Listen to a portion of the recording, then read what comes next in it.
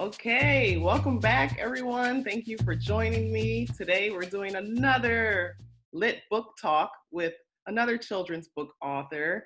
This book is called I'm sorry, I immediately forget. The Magical Super Duper Super Human duper. Powers of Rodney. Oh man, I'm so sorry. Of, of Rodney the Ordinary Kid. Rodney the Ordinary Kid. The Magical Super Duper Human Powers of Rodney the Ordinary Kid.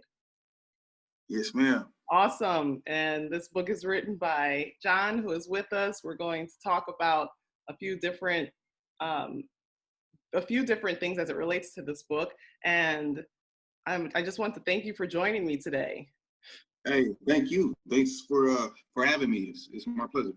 Yes, yes. We're just going to hit on like four different topics, like, the creativity, brainstorming behind you writing this book, and then, actually getting the work done and publishing the book, and the business side of marketing a book. And finally, end with any tips, advice that you have for someone who is in this field of writing a book or, hitting certain, hurdles when it comes to this publishing industry.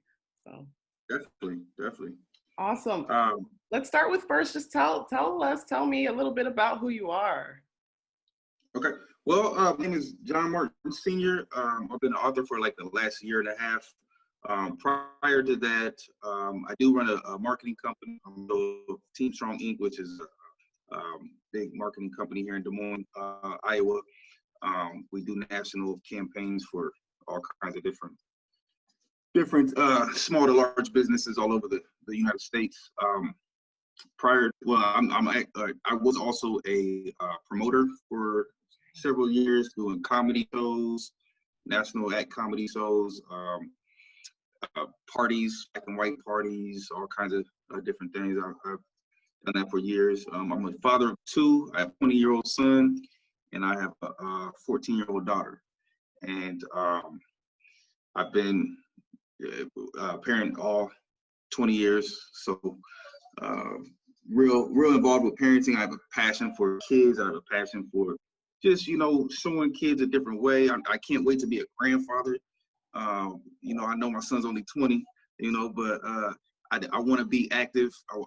I'm healthy right now, and I want to be active with my grandkids and run with them and just teach them everything that I know from the standpoint. So basically, just I have a real passion for kids, and my dog's going crazy right now, so I'm gonna let my dog out.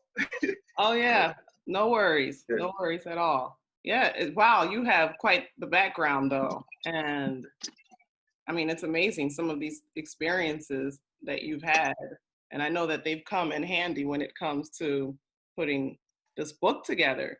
And as I know, you have another book. You've written a few Yeah, books. actually, I got a series called 8 Conversations to Have. That series is they're real short reads. They're made for people that are on the go, that don't have a lot of time to read. The attention spans nowadays, people are real short. So I kind of cater to that. Like 65 pages of 8 conversations to have. I got 8 conversations to have with your son. I have 8 conversations to have with your daughter coming soon. I have 8 conversations to have with your co-parent that's actually out now, and then 8 conversations to have with yourself. So it's basically about building the family structure and about having the right conversations. Having I feel like we lack that nowadays. The interaction with each other due to social media and due to all kinds of different things in our world, as far as us staying busy all the time and this and that. So I want to break down. I want to build up our families by breaking down certain conversations to have with each other. So they're not conversations that I'm not coming from a standpoint of I know everything, this and that.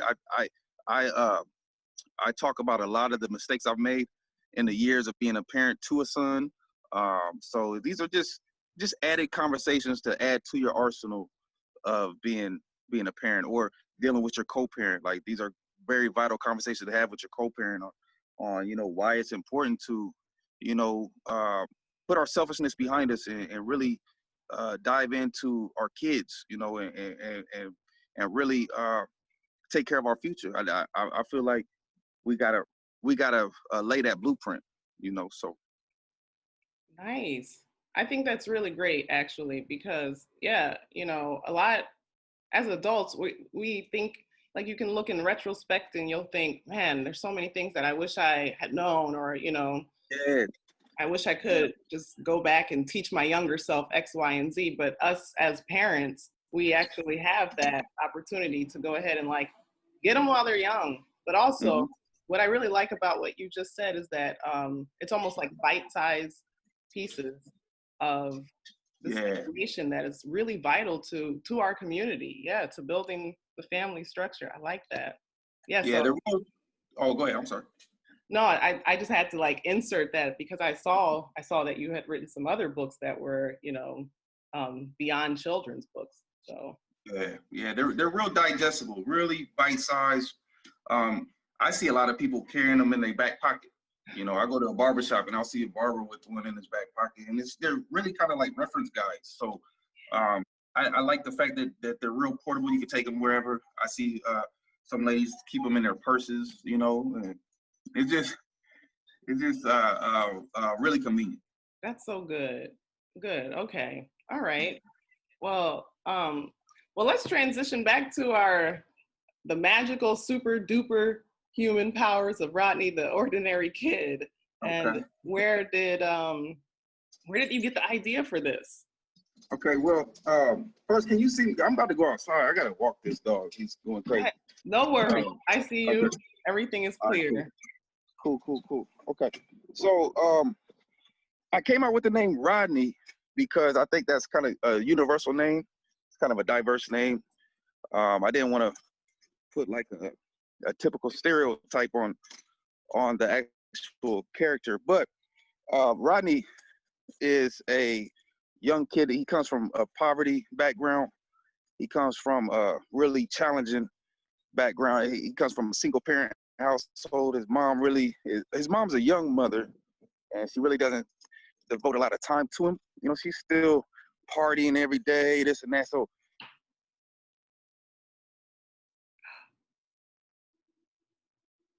Oh no, we lost you. I lost you. I think walking away from the house Wi-Fi connection is you know, off. just can you hear me now? Yep, you're back. Okay, okay, I'm sorry.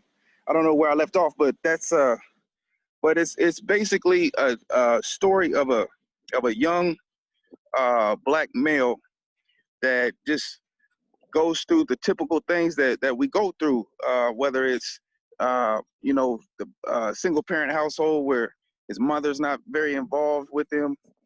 Um, you know, she's still living her second childhood, so to speak. So she's partying every night, Right. and he's having to take care of himself. He's having to learn certain things, and he doesn't feel very good about himself because the school that he goes to, the curriculum is not meant for him. The language is different, you know, and he's just he feels inadequate sitting in class. He doesn't raise his hand. He feels like he's not smart enough.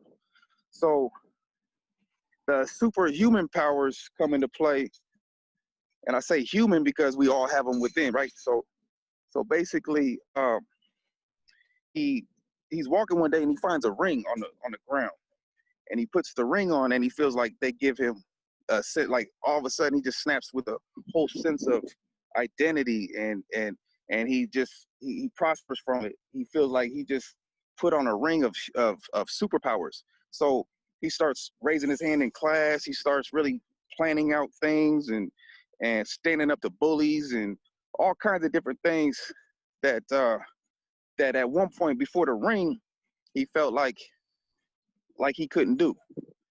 So throughout the book, you know, he goes through little trials and tribulations or whatever, but he ends up losing the ring. And when he loses the ring, he realizes that his behaviors and everything was already in him. He didn't need anything on him to prove that he could do the things that he so-called learned from the ring. So it's a story of it's a story to hit kids with a sense of self-empowerment, self-esteem, and and the kids that read this, like I've had kids come up to me and say, "Oh man, you was talking about me in the book, this and that," and it's just overwhelming to see the response. Like it's crazy, but I I love doing it. I got a part 2 coming out. The part 2 is he's actually in high school and he's a business owner. So I give a blueprint play by play on how to start your business, how to start a business, even if you don't have like a lot of parent guidance. You know what I mean? You can start a business. He runs a lawn care business, and he really taking care of himself in high school, freshman year, and he deals with a lot of peer pressures as far as the like drug addiction and this and that. With a lot of his friends are falling victim to certain pressures, but he has built himself to a standpoint, a mentality of he's able to deal with anything. And I wanted to really push that with kids so they understand, like, it's not about your shoes.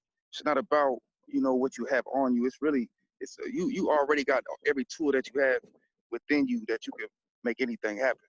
And if me, as well as a lot of the fellas that I grew up with, if we would have knew that at an earlier age, we wouldn't have fell victim to some of the things we did, because looking back, I feel like I didn't have a esteem enough. I felt like some of the classes I was involved with, some of the teachers didn't really think I had it in me, you know. Yeah. So that's the background for it. Wow. And what a time to come out with this type of story, I feel like. Yeah, like you said, something like this, someone sharing these type of stories for us during our childhood, the impact that it could have had Yeah. is so great. And right now, given the circumstances with all of these, I'm so tired of hearing we're in unprecedented times, and Yeah. like Really? Yeah. but it's true. It's true. These are difficult times, but I can't imagine what it's like to be a child who was in school and now you're trying to transition into something else, and building your self-esteem and trying to find yourself. And like this book that you've written, and especially part two. Part two sounds like it's definitely going to be a hitter. Is like a perfect coming of age type of reader. That's good. Yeah. I appreciate that. Yeah, it's really. I've always been a writer, but I've always thought to myself, I'm not like a nonfiction writer, like, or a fiction writer.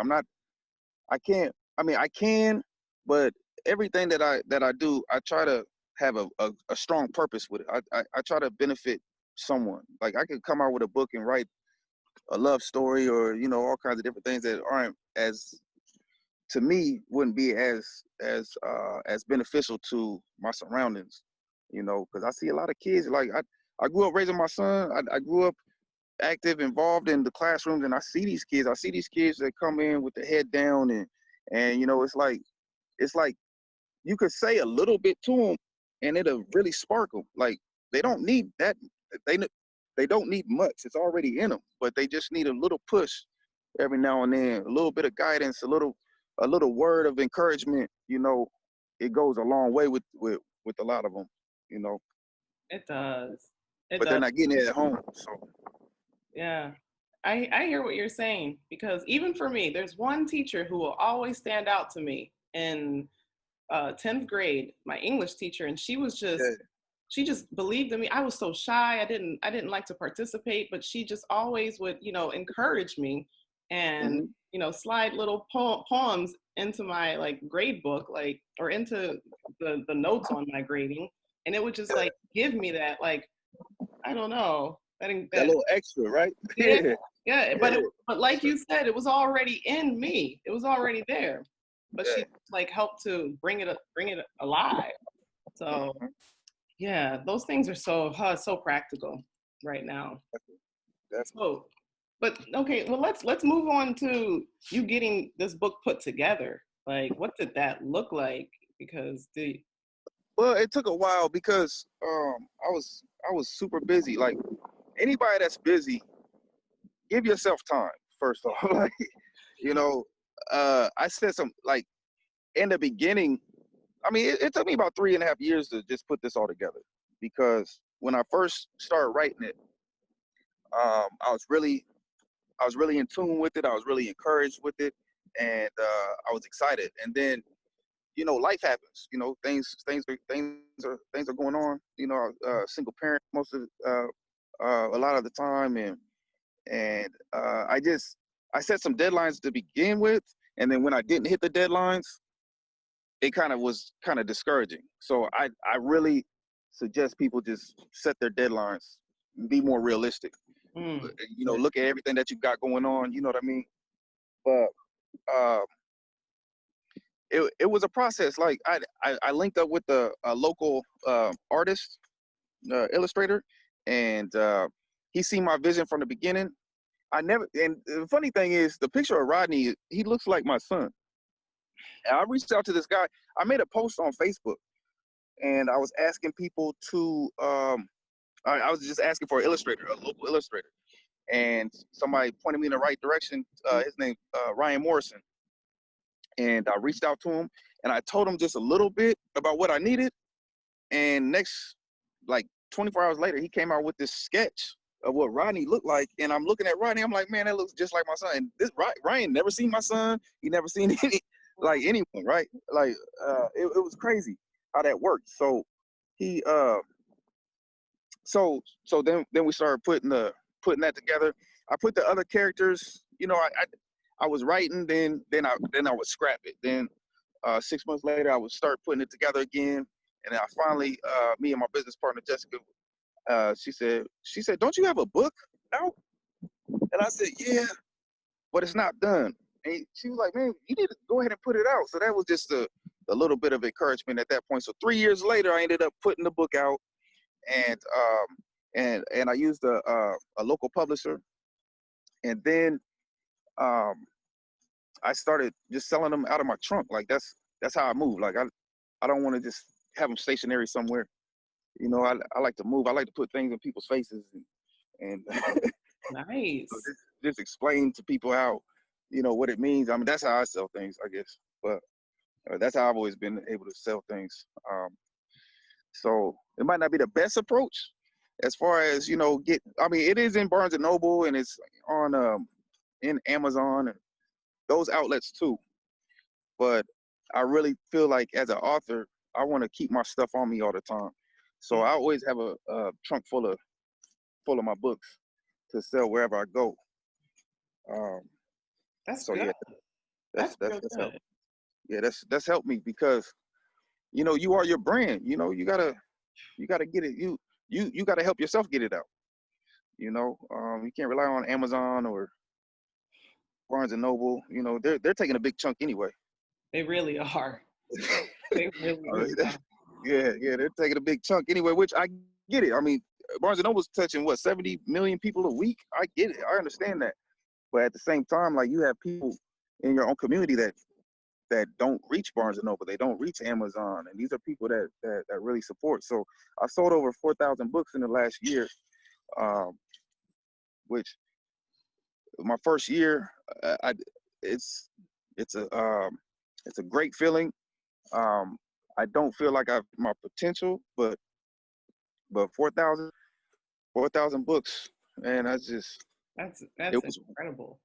it was way beyond what I've ever imagined, though. Honestly, like, I never thought I would be moving at this pace, but I love it. I love what I'm doing. Um, That's great. Let I hope I answered your question. I know I go off on tangents, like that's just how I talk, but I just No, but you're giving me so much information, and you're actually answering a bunch of the questions that I already planned on asking you. So yes, you have answered my question. I was going to ask you about the whole publishing part and marketing, but it sounds like you put your book out onto these platforms, but you've also taken advantage of the self-marketing approach, which is probably the most important, really. yeah, I think. Well, see, this is the deal with the children's book. The children's book, I didn't get as many reviews on it, and the reason why I think that is because a lot of the people that I sell to, like, it wasn't through Amazon or anything. So if you look it up on Barnes and Noble or Amazon, you might see some reviews, but most of the reviews I get, or most of the customers I get, are out here on the street. Like, I'll fly out to North Carolina or somewhere, Charlotte somewhere, and just pop up in barbershops with books. And so it's not like they're online. So you're not going to see a lot of reviews that way. But the other thing is, with the children's book, the reason why I don't think I got as many reviews is because children aren't going online doing reviews. You see what I'm saying? So when they read the book, it's like they got to rely on the parent to put the post or put the review up or whatever. And so my thinking behind that, I was like, I'm gonna come out with this 8 conversations to have series, and they're short reads, and I've gotten way more reviews off of those, and that's what's helping me sell them. I think is the reviews, and these are adults that are reading them. So obviously they have a little more. They're a little more resourceful. They go online and leave a review, and once they leave that review, it's like it spreads. It spreads fast. And from 8 conversations to have, people are able to see what other books has this person published. Yeah. What else can I buy? Yeah. That's good. Let me ask you this though, with Rodney, the Ordinary Kid, like, what age group would you say this book is for? I didn't really put an age group on it. I wanted it to relate to all kids. I wanted it to be a book where the parents would read to the young kids, and then I wanted, like right now it's in all 32 elementary schools and 11 middle schools here in Des Moines, Iowa. But I didn't really want to put a age limit on it, because I don't want, like, the older kids thinking that this is just too young for them, or so it's an age group from, I would say, up until like 8th or 9th grade. Because once you get past that, then I got the Rodney Part 2 coming, and that doesn't really have any art in it. It just has the cover. It's a little more it's older. It's made for a high school kid. So I would say middle school and elementary school kids. Right. Like fewer pages in the first book than in the second book. Yeah, definitely. The second book's a lot longer. It reminds me of, like, the Diary of the Wimpy Kid book. Like, it's that size. Okay. So it's a short story kind of reader. That's good. Yeah. Yep. Okay. Well, let me ask you, you've already told me where we can find your book. You're out here self-marketing your book.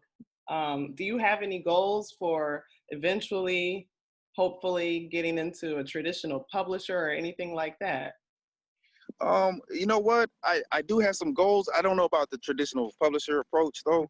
I'm still researching that. I'm brand new to this game. I love it, but I'm still researching what the best avenues are for me. I do have my own website, which is www.8conversationstohave.com, the number 8, and that's where I like push most of my stuff. But what I want to do, my goal is just to travel around the world and spreading my inspiration, my encouragement to people through these books. I want to get like 20 books up. I got my next book that I'm coming out with is called 40 Jewels, and it's because I'm 40 years old, and I just look back. It's a reflection of the last 40 years of my life, with growing up biracial in a mainly white city, European city, going through all kinds of like my drug dealing stages, there's so much that I want to cover, and there's so much that I want to just spread to people that might be going through the same things that I went through, like being a parent at an early age, dealing with jealousy, dealing with all kinds of different things, so it's 40 Jewels. I'm working on that right now. I'm also working on a couple of ghostwriting books that I'm doing for a few other people. Um, I just So I just want to. busy. You I'm are sorry. you are busy. Yeah. I'm busy, but see, this is the thing, and I'm pretty sure you can relate. Authors, we'll have 6, 7 different books going on at the same time, and whatever mood we're in, we just at that moment cater to that book, and just do it piece by piece. I mean, I guess that's how I do it anyway. I don't know. I don't know if you can relate to that or not, but Yeah. I get what you're saying. I'll start one project and then I'm hmm let me put that down because I'm feeling more inspired by yeah, something that'll make me develop another project better. I get you. I get what you're definitely, saying. Yeah. definitely. Let me ask you this though, because you have so many upcoming projects, and I feel like they are already in a sort of format that is like easily digestible, like you said. Do hmm you have audiobooks, or would you um, put audiobooks out there for some of these? Yeah, I do it. Actually, the 8 Conversations with Your Son, that is on Audible. Nice. Um, I haven't done the other audiobooks yet. I do want to. I do. I definitely think that is the future. Yeah, Um, that's especially definitely the now. future. Yeah, definitely. So I am tapping into that whole ordeal. I just right now I just want to have them in my hand though. I think that where I'm at, um, the city that I'm at, the state that I'm at, I don't think we're there yet.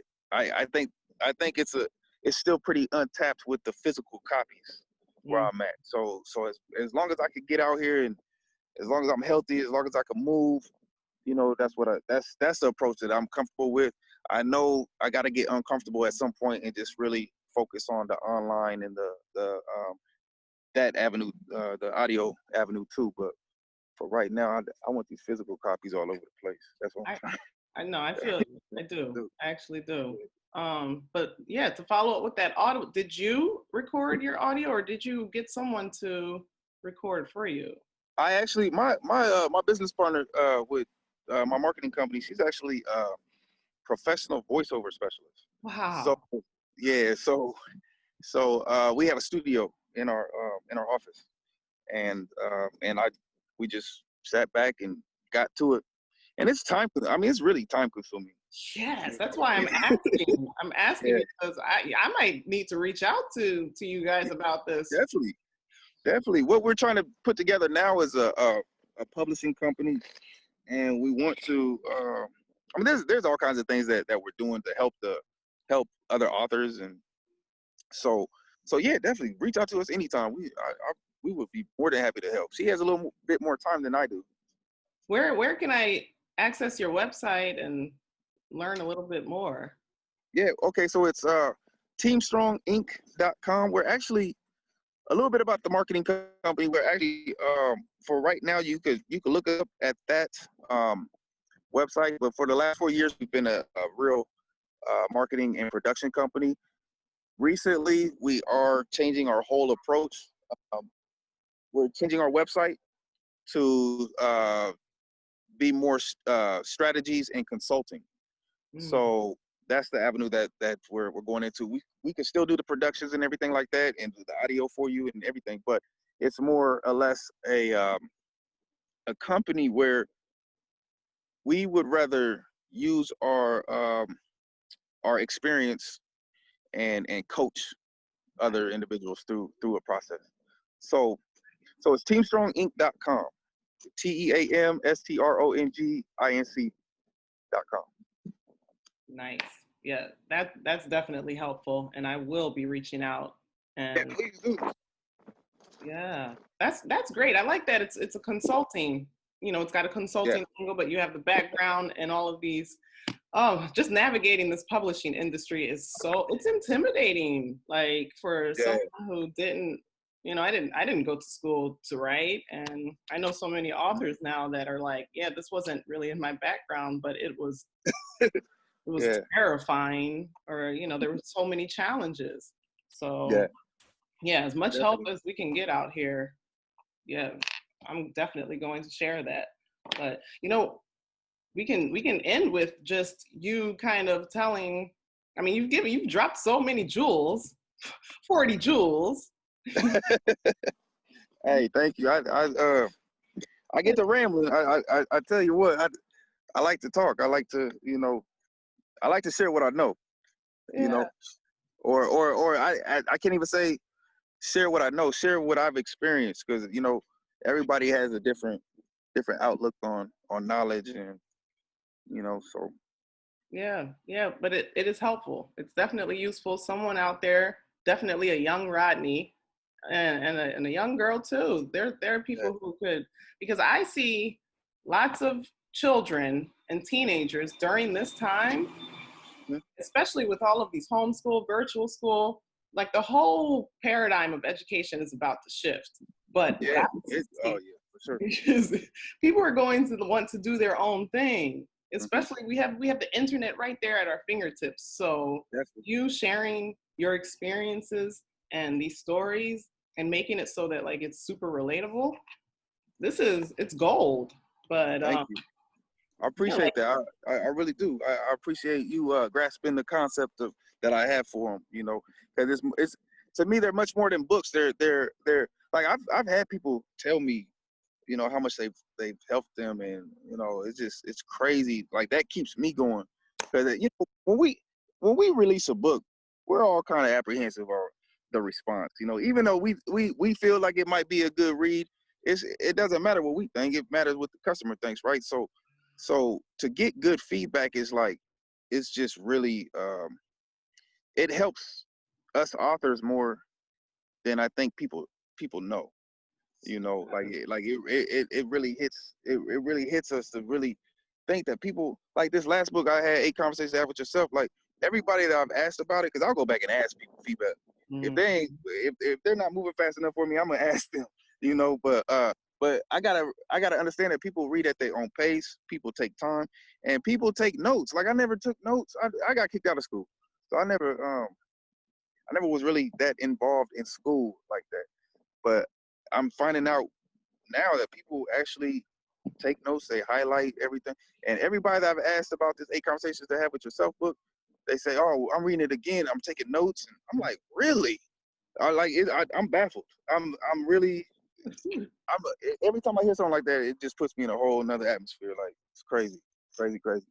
that's that's good. Congratulations, Hey, because thank you, it's a thank major you. accomplishment. And yeah, I just want to, if you've dropped already plenty of advice and tips, but, for someone who is, in a similar situation, having, Hmm. started writing a book, planning to write a book or anything, like what would you say to encourage them to keep going? Even if it takes a while, just keep going. Oh yeah, definitely, definitely.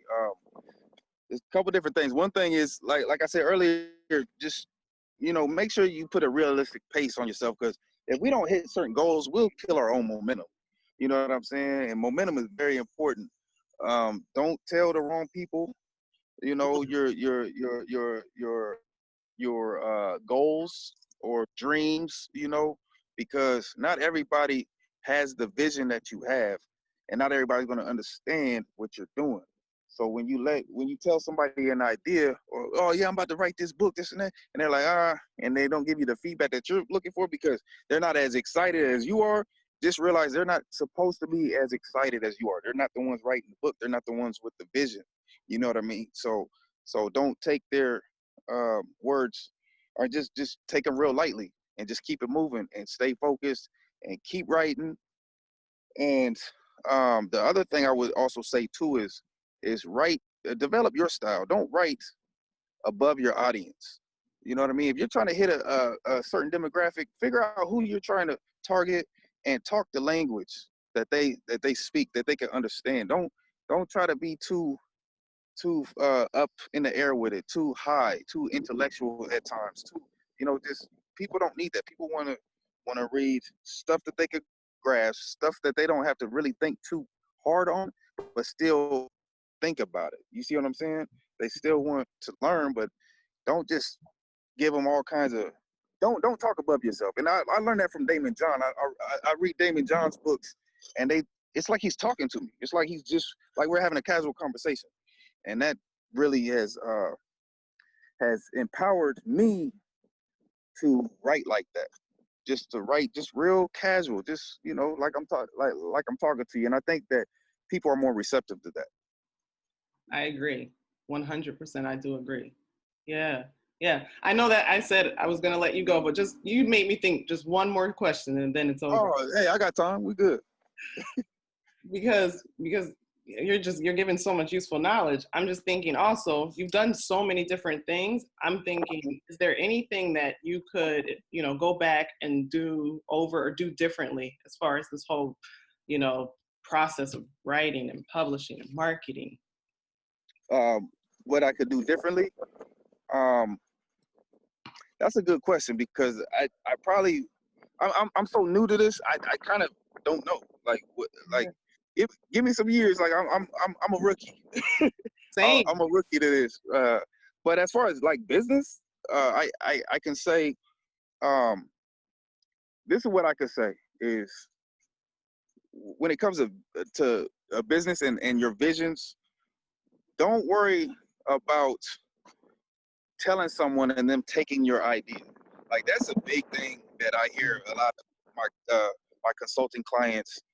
They don't want to unleash what they're doing, but I feel like when you unleash your thoughts into the world, regardless if somebody grabs it or not, they're not gonna have your sauce. They're not gonna do exactly how you do it. Like they're gonna do it how they do it.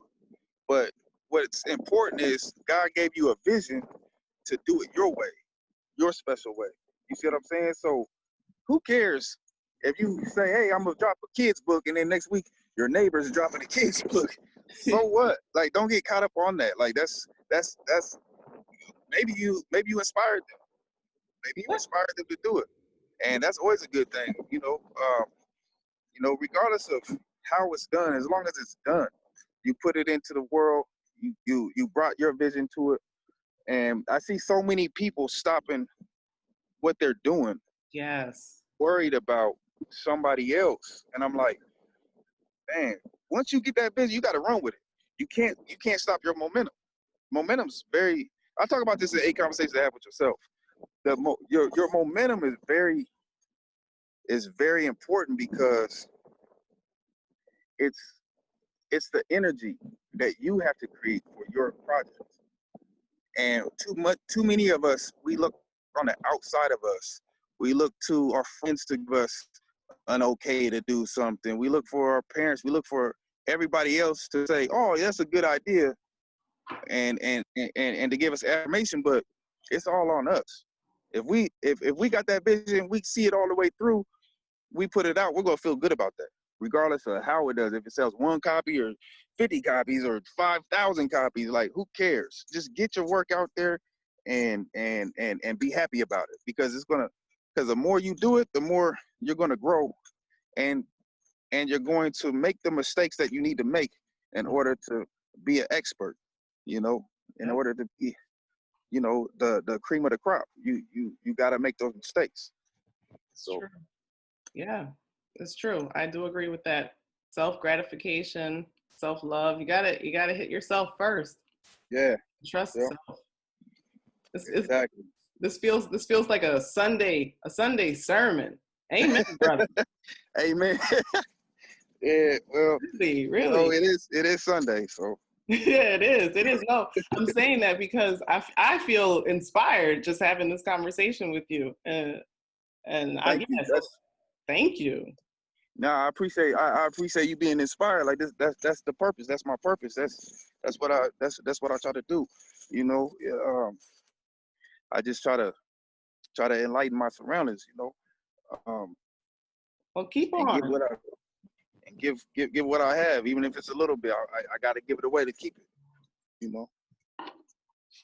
It's good. It's good. I'm gonna let you go then. On Okay. that note, and thanks again for just meeting with me, dropping all of these golden nuggets for another author out there, but also for the youth, because I see a child watching a video like this or this video even and saying, you know what, I'm gonna do the same thing. So yeah, I hope they do. I hope they do. Yeah, keep it up. Keep up the great work. No, And hey, no, you keep it up. You are very inspirational, and I really appreciate the opportunity. I mean, the podcast, it takes a lot to create a podcast. So I appreciate you even going through the motions to put a podcast together and not even focus on yourself, but focus on other people, other authors, and giving me a platform, giving me an opportunity to speak. So I really appreciate that.